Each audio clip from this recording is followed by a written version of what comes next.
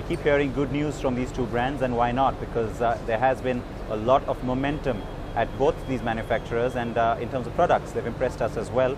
And it's great to see a strong showing from them here at the Delhi Auto Expo. Joining us to talk more about the brands and their performance is the CEO, Mr. Ralf Speth. Great to see you, and welcome to Delhi. Thank you very much, and we show very good cars. We are going to launch the flagship Range Rover, long wheelbase, autobiography black. We are showing the XJ, and we are showing a concept car and the F-Type coupe, a stunning coupe. These are nice flagships for both your brands, and it's great to see the coupe here in the flesh now in India. What is the immediate focus for you when it comes to the Indian market? Because you've named it your second home market a long time back. What's going to be the big focus, let's say, in this year for you? Yeah, we are absolutely committed to the Indian market, and we are investing more. First of all, we are also now launching today, or highlighting today, that we will produce our third vehicle now in India. The flagship XJ will be produced in India with immediate effect. So, another step. And in addition, we also want to bring our vehicles closer to the customer. That means at the moment we have 19 dealerships in 17 cities, and at the end of the fiscal year we will have 24.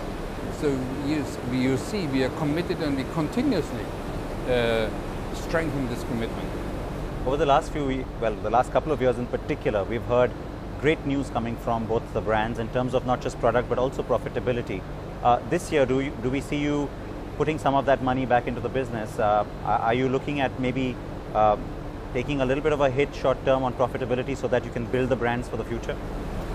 We don't take a hit on profitability, but we invest whatever we do have available in a further product development. We spend over proportional in the product creation process in order to deliver these very special products to our special customers. Production of engines, that's been another big focus area. We've seen a sustained effort from you on. Where is the company today when it comes to future engines, and how soon do you see some of those engines coming on stream? Now, as you know, we are developing our own engine, and not only that we develop it, what we do already, but we also will produce our own engines in the future. We will open up our new engine manufacturing center at the end of this calendar year. Would you see that making a huge difference in terms of where the company goes in the future, because it gives you a lot more flexibility, a lot more room to develop certain kinds of products? Yes, absolutely. We get with the strong power and the support of the Tata company, of our parent company, we get the support and the freedom really to transform our business, and therefore also to go for further sustainable, profitable growth. There's a couple of areas where I know you're focusing your attention now. Let me start by talking about China. That has been a focus area for some time. It's only going to get bigger perhaps. When it comes to the Chinese market, in terms of the kind of product range that you currently have, would you say you're well set up to take it further, or do you need to look at maybe some other segments as well? Yeah, first of all, you know that we do have a joint venture with the Chery car company, and we will produce vehicles in China. That will be a win-win situation for China and Jaguar Land Rover. And we are investing heavily, and we are delivering also the latest technology to China. Therefore, I guess we are very well set up. But China, on the other hand, is not the only area we are growing. Last year, we grew by 19% on a global basis, and nicely spread across all our regions. Even in Europe, where you see a certain recession, we had an opportunity to grow. And your car went in and won the sports car, the car of the year in Germany. So that was a very big thing. I know it brought a smile to your face. Absolutely. The other area which everybody is now anticipating, I know the British press has been driving you crazy with this one, is the compact sedan. Now, you've talked about the new aluminum architecture, and you've talked about where that takes you as a company. Those investments are also going to pay dividends in the future for you, aren't they? Yeah, definitely. The automotive business is a business where you do have to do huge investment upfront in order to harvest 3-4 years later. And we are doing these kind of investments purposely in order to solidify our company, make it bigger, make it more powerful, so that we also can weather better the wind. Is there a sense of pride within the management at Jaguar Land Rover on the role you play for Tata Motors, not just in terms of the profits. Sure, we've talked about that in the past, but in terms of what it does for Tata Motors on a global scale. I guess, are we proud? I guess we see what we can do, but we also know that without our parent company, Jaguar Land Rover wouldn't even exist anymore. And I guess on behalf of all the Jaguar Land Rover team, I only can say thank you very much, because without Ratan and Osiris, this company wouldn't exist anymore. Overall, nevertheless, we see also within Tata that we are only a small company. Yeah, a small company, but a special company. And I hope that also in the future we can rely on Tata. We always call them the crown jewels, these two brands, and I think that's with good reason. What about the fact that there was some talk about how in the future, as Jaguar Land Rover start to look at maybe more compact segments, because globally we are seeing most of the luxury brands focusing more and more on compact vehicles. Would you see some synergies in terms of maybe not platforms but technologies with Tata Motors as well, or manufacturing? Yeah, at the moment we don't. We do have totally different product portfolios, sure, and therefore there's hardly any overlap. Now, Jaguar Land Rover cannot grow extensively in every and each area. We have to be very, very careful and set clear priorities in order what we want to do. We can grow horizontally, we can grow vertically. There are a lot of options. We are checking all of them. All right, so let me end this by asking you your key priorities for the next foreseeable future, let's say about the next 12 to 18 months. Based on the product strengths and based on the demand, we want to continue and follow that way to develop more of these very special DNA cars. British cars with this very special styling and this award-winning engineering team behind. And if we really can continue to deliver very special products, very special experience to our customers, then I think we also will write a good success story. I look forward to all those vehicles. I can tell you, I get a smile on my face as well when I get to drive some of them. So, Dr. Speth, pleasure as always, and good to see you here in Delhi. We hope to see you again soon. Okay, thanks a lot. Thank you.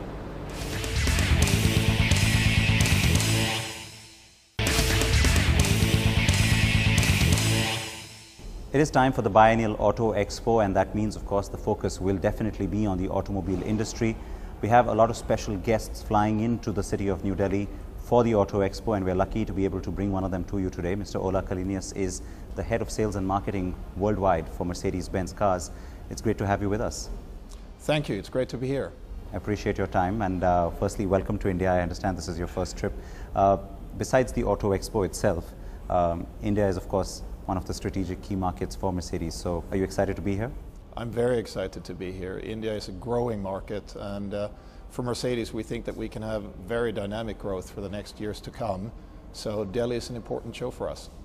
The motor show, of course, itself has been developing over the last few years. We have great expectations from this particular edition locally as well. In particular for you, I think at the last show we saw the concept which turned into the A-Class, and so that excited people. But this time around you've got a whole lot of products that you know, are definitely exciting the market. It's also the right time perhaps for products like those, because especially when you talk about something like the GLA and the CLA, you're addressing different new kinds of buyers. What does that mean to Mercedes-Benz India? It is an exciting time for Mercedes-Benz in India right now. We're widening the product portfolio. As you mentioned, the compact cars with the CLA 45 AMG that we're presenting here at the show, as well as a concept of the GLA, the premium entry SUV, that will, I think, appeal to a lot of the younger Indian customers. But of course, we just launched our flagship S-Class. Many people in the press say it's the best luxury sedan in the world.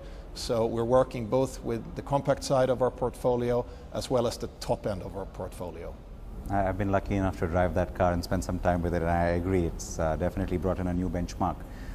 That's the thing with the brand though. I mean, a couple of years ago, everybody was talking about the other two German companies in India in a very big way, because a lot of big noise was being made in terms of product, in terms of market penetration by both BMW and Audi. But in 2013, it's been Mercedes-Benz that's come front and center once again. What's the big advantage you think you carry into this market? The Mercedes-Benz brand stands for both fascination and rationale. So with the new design language for the compact cars and the other vehicles that we're launching at the moment, I think we're capturing that exciting spirit of the brand. And at the same time, we're moving the game forward, setting new standards on safety, quality, comfort, the number of assistance systems that you have in the S-Class. Some of them even allow partial autonomous drive. Those are unparalleled in the market. But the last year in particular, would you say you've been happy with the way things have gone for the company in India? Because it has become, it was almost like a strong resurgence that we saw from Mercedes-Benz. We're very happy with 2013 in India. We grew by more than 30%. So such a dynamic growth obviously whets your appetite for more. So we think that the Indian market in the years to come will definitely be one of the most exciting ones. There's two parts I'd like to get some details from you on. The first is, of course, as you mentioned, the compact space, which is looking more and more exciting, more dynamic as well as the market develops. And the second is the top end of the portfolio, where it's not just the S-Class, but the AMG range, developing that end of the market as well. In terms of supplying to the market, then you have to have both either a CKD or a direct import route, sort of a strategy on both sides. How do you think that's going to be able to, how do you think that you'll be able to balance the two? If we start with the compact cars, with the new A-Class, the B-Class, now the CLA and the GLA that we're showing, it's a whole family of cars that broadens the brand to a wider audience for Mercedes. And we have seen demand around the world surging beyond actually our production capability. So that, we think, will make the brand younger. At the top end, as you mentioned, also with AMG, having been one of the former heads of AMG, is of course a topic that is very dear to my heart. The performance segment is also growing worldwide, and in emerging car markets like India, people that want the top, the best technology, the best performance, they go for a Mercedes AMG, and that's one of the reasons that we're now also broadening our portfolio on that end. As far as production goes, we already have 5 cars in production here in India, SE and C-Class, ML and GL class, and of course in the years to come that will grow. But do you think it would grow more in favor of the compact segments? Or it'll have to, because that's the kind of volume demand you'll see? I think that would be a logical step. We haven't announced any specific plans at this stage, but since we already have on the top end of our portfolio and in the mid-range a pretty good setup in our factory in Pune, probably the compacts would be a logical step in that development. What you mentioned, of course, I have to pick up on that because I was reading about that earlier as well. I'm sure your current job is and the overall responsibility is exciting, but being head of AMG, that must have been pretty special. Working at AMG and being part of that team, it was like a dream come true for somebody who is a car enthusiast. And I think what AMG does is you give the engineers more or less free reins to see where is the border of physics as far as automotive is concerned. And it's a technology company and will always be the performance spearhead of the Mercedes-Benz brand. Do you think it's also exciting that even at the lower end of the portfolio, in terms of the more compact offerings, there is a growing market for that motor enthusiast, AMG versions of even an A-Class, you're seeing more excitement there too. Do you see that growing in the future? That's true. When we started the project with the A45 and the CLA 45 for AMG, because that was a segment that we had never been in, it was almost like an experiment. But now we have launched several of these products around the world, and also, as is the case for the other compact Mercedes, demand outstrips supply at the moment.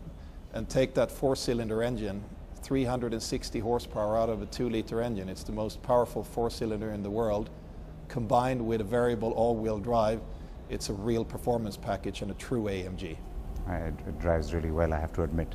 The other part of the AMG story that's specific to India that I'm curious about is, of course, you talk about the fact that there are these customers who want things like this, but how do you develop that customer base as well? Because people talk about the bad infrastructure in India and the kind of traffic that you've now experienced as well, and they say that, all right, there really isn't room for cars like this, but yet there are people who want cars which are more performance oriented. How do you grow that market? There is room for more performance cars in India, and the roads that I traveled today looked very good actually. If you go into a little bit rougher terrain, obviously Mercedes-AMG offers the widest range of performance SUVs. So you can go for top end with a GL63 or even the evergreen G63 as well as the ML63. So we have a little bit for everybody, but I think also with the CLA 45 AMG that we're showing here at the show, this will be an entry-level performance car, maybe for people that were dreaming about the AMG, but it was just a little bit out of reach, and now they have a portal into the brand through the CLA 45. So you do see a potential for that in India specifically too? We see a potential for that in India as well, because you have so many people that are technology lovers here, and if you want to have the best technology with the best performance, Mercedes-AMG is the way to go. A few years ago, it was almost a no-brainer that when you thought about a flagship or a brand representative, it always had to be the biggest, the most expensive car in the portfolio. Today, it's not like that because you're trying to attract different kinds of buyers, different age groups, different socio-economic backgrounds, different kinds of people. So would you say AMG helps you to deliver a greater number of flagships for the brand as well?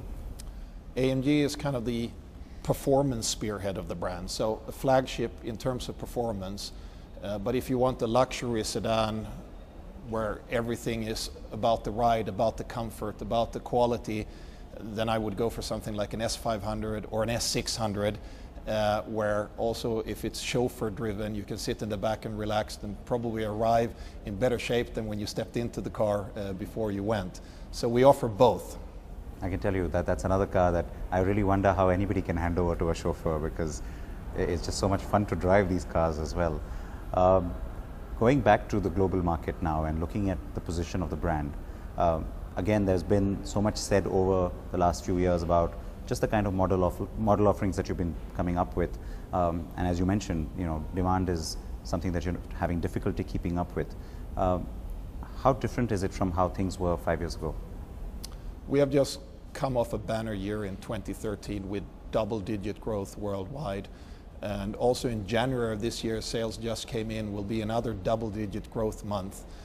So we now have a product portfolio where I think we're appealing to a wider audience, especially adding this whole family of compacts as the entry point into the Mercedes-Benz brand, but at the same time strengthening the top with the family around the S-Class. So our traditional domain, we're protecting that, and we're growing in other areas as well.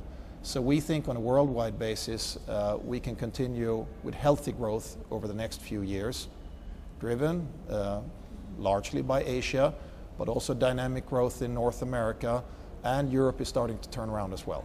When you look at a growing number of sales coming from this end of the portfolio now, in terms of sheer volume, how do you balance that with profitability, or do you think that you have that already balanced? We have a modular strategy within Mercedes where we can use modules across different car lines and thus keep our costs under control. And of course, if you can grow your overall top line and at the same time keep your fixed cost under control, then that should be healthy for our profitability as well. In terms of future vehicles that would come from the brand, there's a lot of talk about the kind of alliances that you have already entered into with other car makers. Do you see huge benefits of that, more so only in European or the US market, or do you think that's going to be a global phenomenon? The main thrust of our developments are of course things that we do within Mercedes-Benz, but occasionally there are intelligent corporations that you can have with other companies as well, where you can share some of the cost base. And in those cases, yes, we do cooperate on and off with other manufacturers, but the main thrust obviously remains within the Mercedes-Benz development on its own. One last point which I'd like to hear from you about, when you talked about this very exciting new space that you're occupying a very big chunk of, which is the compact vehicles portfolio. A lot of your competition is trying to catch up with you there. Do you think from the point of view of the market and how it's developing, more competition there would actually be exciting for the market in terms of more democratization of technology as well? As far as Mercedes-Benz is concerned, obviously we use flagships like our S-Class to develop the latest and greatest technology that maybe comes into the market for the first time ever in automotive history. But what's happening now is that we're using in a quicker way this technology through the other model lines within Mercedes. So what maybe was reserved for the S-Class for a very long time previously now relatively quickly migrates into an E-Class or other lines below that. So the technology race is on, and of course it's our goal to be at the forefront of that race. All right, so I said that was the last point, but I will ask you this. As you now take stock of what's happening here in India, what sort of a role do you see India playing for Mercedes-Benz going ahead? Would it be just about the domestic market? Would you look at using this as a regional sort of a strong base? What do you see? In our strategic plan, we believe by around 2020 that the overall Indian car market could double in size. And if you extrapolate that into the premium segment that we're in, that should mean very healthy growth for the next 5 to 7 years. So in my prediction, this will, by 2020, be one of our top 10 markets worldwide. All right, that's something good to look forward to, and of course it's going to keep all of you busy. The good news for us is we get more cars, so thank you so much. I appreciate your time today. Thank you very much. And have a great time in your first visit here to the country. Thank you, I'm excited.